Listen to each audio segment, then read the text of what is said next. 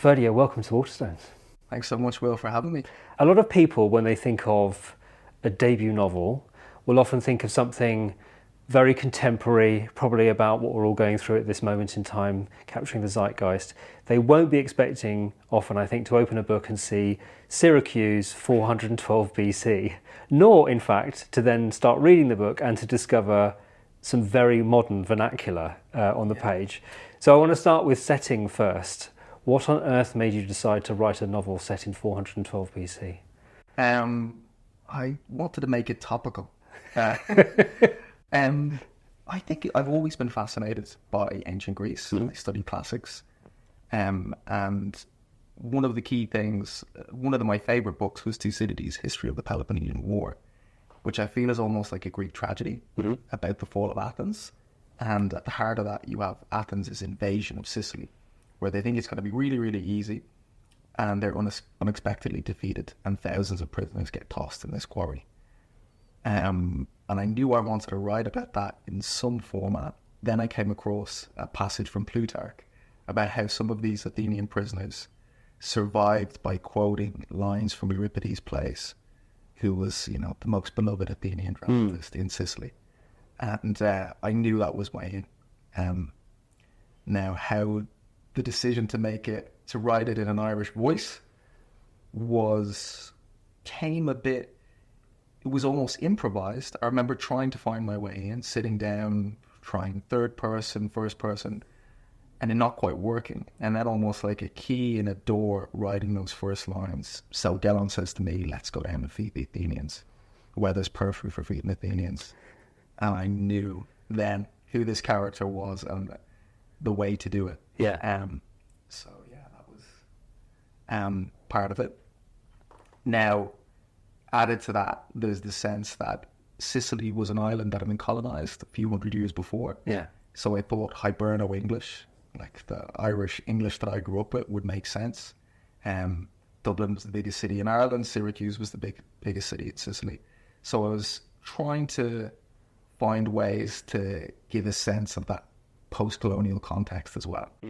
As you say, like trying to find your way into writing a story that you know you want to write, so you try something like that voice. Was there ever any point where you thought you might switch it back to a different voice, or was it just once you heard that voice you thought it's got to be like this? I knew it had to be like that, but there's moments of confidence, there's moments in writing where you're like, yeah, I'm in the driving seat, and then other days where you're like, so I'm going down to the Agora and I'm having and you're like, but you're actually sitting in, 2020 having a sandwich. So I suppose it's that constant thing of trying to, in order to make it real for the reader, you need to make it real for yourself. And that's the ongoing process. Let's talk a bit about these two characters that people will meet at the beginning of the novel, Gelon and Lampo. They're very, very different men, but they are very, very close friends. Maybe let's start with Lampo, as he's the narrator of the book. Tell us a bit about him as a character. Yeah, so Lampo's he's like 30-something. He's unemployed. He's a potter, but his pottery factory is closed during the war. He lives at home with his mother. Things aren't necessarily going the way that he would have hoped. And his closest friend is Gelon. They've been friends since they were children. And in that way, I think that happens when you're friends with someone like family or someone you met when you were a kid in school. You might have a very intense, close bond with them, but if you'd met them as adults, you wouldn't necessarily have much in common. So they're this kind of odd-matched pair that are very important to each other, even if very different.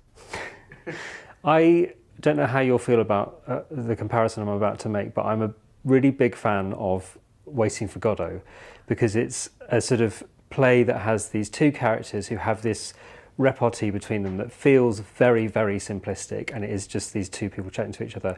But Beckett, of course, subtly, and sometimes not so subtly, introduces these massive, massive themes into that play. And I think that you do something similar with this book, so that Glorious Exploits is an immediately enjoyable and very, very funny novel, but slowly you introduce these very universal and actually really important themes into the book, and so that the tone of it changes slightly as you're reading. I wonder whether Godot was in your head at all as you were writing, or how you feel about being compared to Samuel Beckett. me and Beckett, a good pair. But obviously, it's a wonderful. It's an honor to be compared to. He's a favorite writer and love Godot, and a little bit, that absurdly kind of, he does absurdism and bleak humor, and dual, odd god pairings brilliantly well. So it's in the back of my mind. There were movies like With Nail and I, and look, like, Don Quixote. There's a great history of that, this kind of odd comic pairing. But yeah, I love Beckett, definitely. That was one of the texts that I was thinking of. And when we talk about these weightier themes, I suppose one of the most obvious ones you mentioned there, that with this group of prisoners in the quarry, what Gelon and Lampo decide to do is to get them to recite these lines of poetry and to actually put on a production of Euripides. And therefore this idea about the endurance or the importance of art, and of course then how art endures. Tell me a little bit about writing that as a theme. Part of it, what fascinates me, is that these texts still, have enough psychological weight. They're enjoyable, they're entertaining enough that people for thousands of years have been reinterpreting and adapting them. But also what I loved was, the Syracusans hated the Athenians. They'd left them in this quarry to die incredibly, essentially like an open-air concentration camp. And yet they were willing to try to keep a few alive to hear a play. And theatre, in many ways, is about empathy. So that line between cruelty and empathy fascinated me.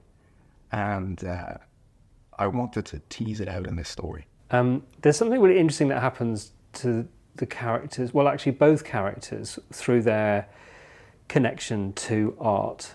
And I think particularly with Lampo, who has had quite a, not blinkered existence, but he's quite happy where he is, but you can see that he starts to get filled with this ambition and starts to look a little bit up and out from Syracuse because of this artistic endeavour. And I found that really interesting, because I wondered whether you would agree that being involved in the creation of art does allow people to, I suppose, to think about the rest of the world, or to sort of not be so myopic in their daily life. Completely. Yeah, I think the world of the imagination is, you create images of what could be. And, engaging in this make-believe of the rehearsals and these stories about Medea, Princess Medea, or Troy, in some way Lampo, his horizons broaden. And I think art is one of the things that art can do really brilliantly. It's just create in the creator and the viewer or the reader alternative possibilities. There are some fantastic lines in this book. It's one of these books where as you're reading it, you kind of go, oh, I've got to write that down, or take a picture of the page. And I just kept doing that. Tell me more. Well, there's sort of, I think what you're really good at doing is sort of finding these lines of dialogue that really encapsulate someone's character. So there's a moment where Gelon says to Lampo, "You don't rob a man of his suffering, that's his." And that's ties in really well with his sort of slightly melancholy character. And then Lampo, when he's sort of narrating, talks about how the gods have the best seat in town and we're their favourite show. Tell me a little bit about the sort of putting character into lines like that. If it's going well, like what I was speaking to, you need to make it real for yourself. And for me, in a first-person narrative, maybe method writing is too far, but you're spending hours and hours in a character's head. And you do start to, almost like another track line, you have your own thoughts, but you start to be aware of the way that that character that you're trying to imbue with life will see things. So, and then hopefully what happens in the writing process is you have those lines that in a way just, crystallize something about the character.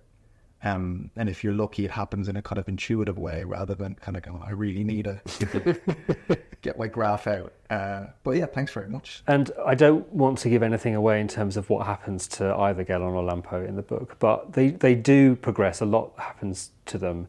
And I wondered whether you were always clear about what their trajectory was going to be, or whether there was any sort of wiggle room as you were writing the book. Yeah, a blend. I don't plot in detail. I did have a sense of the structure.